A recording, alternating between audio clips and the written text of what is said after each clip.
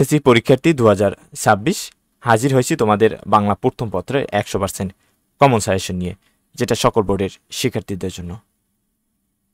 সাজেশনের শুরুতেই দেখিয়ে দিচ্ছি মানবন্টন ও পাস মার্ক। এর আগে তোমাদের আমি একটা কথা জানিয়ে রাখি, সেটা হলো তোমরা জানো যে 2025 সালে এসে কিন্তু তোমাদের কারিকুলামের মানবন্টনে কিছুটা পরিবর্তন আনা হয়েছে, যেখানে সৃজনশীলের সাথে বর্ণনামূলক প্রশ্ন এবং কোনো কোনো সাবজেক্টে সংক্ষিপ্ত প্রশ্ন অ্যাড করা হয়েছে। নতুন মানবন্টন অনুযায়ী তোমাদের বহু নির্বাচনী প্রশ্ন আগের মতোই 30টি রয়েছে, যেখানে 5 নম্বর হলো 10, সৃজনশীলে 50 এবং বর্ণনামূলকে 20, এই 70 নম্বর, যেখানে পাস করার জন্য তোমাকে 23 নম্বর পেতে হবে। সর্বমোট নম্বর 100 নম্বর এবং 5 নম্বর হলো 33। গদ্য থেকে তোমাদের বর্তমানে যে আপডেট যে মানবন্টন, সেটাতে কিন্তু 4টি সৃজনশীল থাকবে, সেখান থেকে তোমাকে অবশ্যই 2টি লিখতে হবে এবং এমসিকিউ থাকবে 15টি। পদ্য বা কবিতায় 4টি তোমার সৃজনশীল থাকবে, 2টি সৃজনশীল অবশ্যই লিখতে হবে। এখান থেকেও 15টি এমসিকিউ থাকবে, সর্বমোট এমসিকিউ 30টি।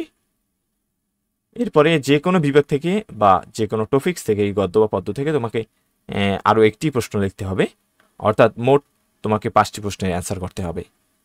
2টি অর্থাৎ কমপক্ষে 2টি তো লিখতে হবে প্রত্যেকটা থেকে, এরপরে একটা তুমি যে কোনো বিভাগ থেকে বা যে কোনো টপিক্স থেকে লিখো।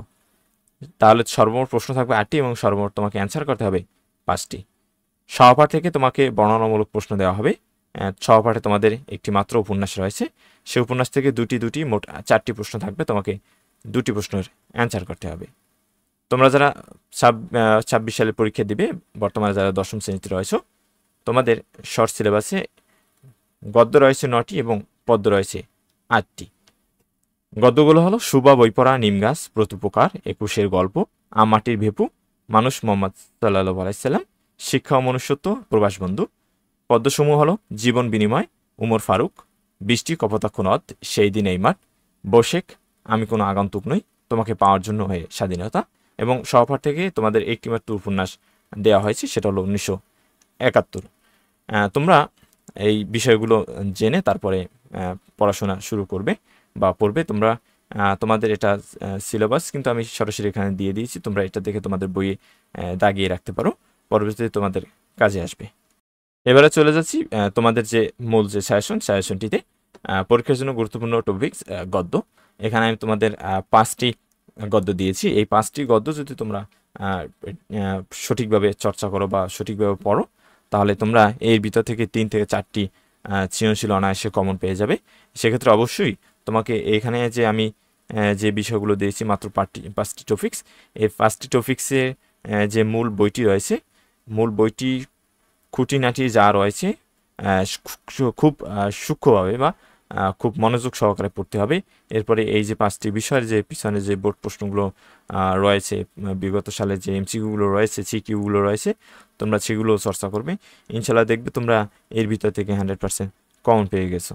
এরপরে গুরুত্বপূর্ণ পদ্য যেগুলো রেখেছি সেগুলো হলো মাত্র 4টি। এই 4টি পদ্যের যে বিষয়গুলো রয়েছে, মেন বুকে যে বিষয়গুলো, সেগুলো খুব সুন্দরভাবে পড়বে। মেন বুকের যে পাঠ পরিস্থিতি, তারপরে যে শব্দার্থগুলো রয়েছে, এবং কি তোমরা যদি স্কুলের পরীক্ষার জন্য তোমরা মেন বুকের যে সৃজনশীল প্রশ্নগুলো রয়েছে সেগুলো পড়বে। এরপরে তোমরা যদি সময় পাও, সেক্ষেত্রে তোমরা তোমাদের যে টেস্ট পেপার বা গাইড পড়তে পারো, সেখান থেকে বিগত সালের প্রশ্নগুলো তোমরা দেখতে পারো। তোমাদের সেক্ষেত্রে যে উপকারটা হবে সেটা হলো তোমাদের সৃজনশীল প্রশ্ন লিখতে কিন্তু খুবই সহজ হবে এবং বুঝতে কিন্তু সহজ হবে, এবং বিগত সালের এমসিকিউগুলো তোমরা দেখতে পারো। এখানে যে 5টি আমি তোমাদের পদ রেখেছি সেগুলো হলো জীবন বিনিময়, কপোতাক্ষ নদ, তোমাকে পাওয়ার জন্য হে স্বাধীনতা, সেই দিন এই মাঠ। আর এখানে যে 5টি রেখেছি সেটা হলো সুবা, আমাটি বেপু, প্রতুপকার, বইপড়া, শিক্ষা ও মনুষ্যত্ব। এরপরে উপন্যাস তোমাদের মাত্র একটি রয়েছে, 1971, তোমরা এটা ভালো করে পড়ে যাবে। এখান থেকে তোমাদের কিন্তু 4টি বর্ণনামূলক প্রশ্ন দেওয়া হবে, সেখান থেকে তোমাকে অবশ্যই 2টি অ্যান্সার করতে হবে। এরপরে আর একটা বিষয় তোমরা খেয়াল রাখবে, সেটা আমি কয়েকবার বলে দিয়েছি, সাজেশনের টপিক্সগুলো, অর্থাৎ আমি যে সাজেশনের টপিক্সগুলো দিয়েছি সেগুলো মূল বইটি থেকে ভালো করে পড়তে হবে। এছাড়া 23, 24 এবং 25 সালে যে বোর্ড প্রশ্নগুলো রয়েছে সেগুলো তোমরা দেখতে পারো, কিংবা তোমাদের যদি 25 বোর্ড না থাকে তাহলে 22 থেকে 24 সালের যে বোর্ড প্রশ্নগুলো এসেছে সেগুলো দেখতে পারো। এটি দেখলে তোমাদের যে উপকারটা হবে বা যে এটা কাজে আসবে সেটা হলো তোমাদের সৃজনশীল প্রশ্ন বুঝতে এবং লিখতে খুব ইজি হবে, এবং যে সৃজনশীল প্রশ্নের যে ধরন সেটা বুঝতে পারবে তোমরা। এরপরে বহু নির্বাচনী প্রশ্নের যে সাজেশনটা সেটা হবে মূল বইটি ভালো করে পড়বে।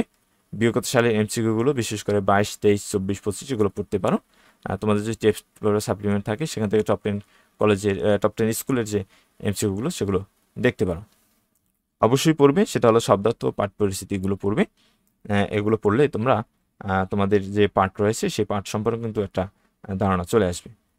তোমরা এখন থেকে এই সাজেশনটি ফলো করা শুরু করো। তোমরা এই সাজেশনটি স্কুলের যে কোনো পরীক্ষা সহ তোমরা যে বোর্ড পরীক্ষা দেবে সেটার জন্য এখন থেকেই ফলো করতে পারো। এরপরও আমি তোমাদের নির্বাচনী পরীক্ষা এবং বোর্ড পরীক্ষার জন্য আপডেট আমি সাজেশন দিয়ে দিব। এর আগ পর্যন্ত তোমরা এই সাজেশনটি ফলো করতে পারো। ভিডিওটি দেখার জন্য ধন্যবাদ। পরবর্তী তোমাদের এই তোমরা যারা 26 সালে রয়েছে তোমাদের যে কোনো গ্রুপের প্রত্যেকটা বিষয়ের কিন্তু সাজেশন আপলোড করা হয় আমাদের এই ইউটিউব চ্যানেলে। তাই ইউটিউব চ্যানেলটি সাবস্ক্রাইব করে সাথেই থাকবে। ধন্যবাদ সবাইকে।